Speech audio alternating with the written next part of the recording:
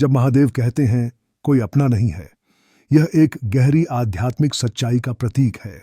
यह वाक्य हमें बताता है कि बाहरी दुनिया में जितने भी रिश्ते होते हैं वे अंततः परिवर्तनशील हैं। समय के साथ लोगों के भावनाएं, रिश्ते और स्थिति सब कुछ बदलता है। इस सच्चाई को स्वीकार करके महादेव हमें सिखाते हैं कि आत्मनिर्भरता की सबसे बड़ी ताकत हमारे भीतर ही है। महादेव का यह संदेश यह भी दर्शाता है कि हमें मोह माया से ऊपर उठना चाहिए। जब हम भौतिक चीजों, धन, पद और सम्मान को अपना मानते हैं तो हम वास्तविकता से दूर हो जाते हैं। महादेव स्वयं वैराग्य के प्रतीक हैं, जो अपना त्याग कर खुशी से श्मशान में रहते हैं। यह दिखाता है कि असली खुशी इन सभी भौतिक चीजों में नहीं है, बल्कि अपने भीतर की शांति में है। इस जीवन के सफर में जब हम अपने रिश्तों को मजबूत और स्थायी मानते हैं तो हम खुद को असुरक्षित और दुखी महसूस करते हैं।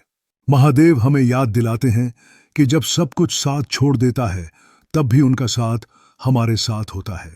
यही सच्चा साथी है जो कभी नहीं छोड़ता। अलंकारिक भाषा में कहा जाए तो जब चारों ओर अंधकार छा जाता है और असंख्य लोग भाग जाते हैं, तब शिव का नाम हमें शक्ति देता है। महादेव का संदेश सिर्फ एक चेतावनी नहीं है, बल्कि एक गहरी सहजता और साहस का आगाज भी है।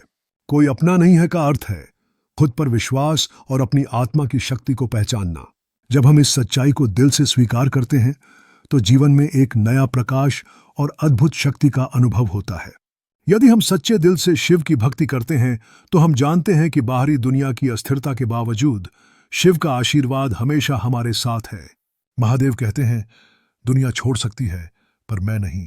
जब आप इस भावना को आत्मसात करते हैं तो न केवल आपके अंदर एक अटूट विश्वास का विकास होता है, बल्कि जीवन में एक नया दिशा भी मिलता है।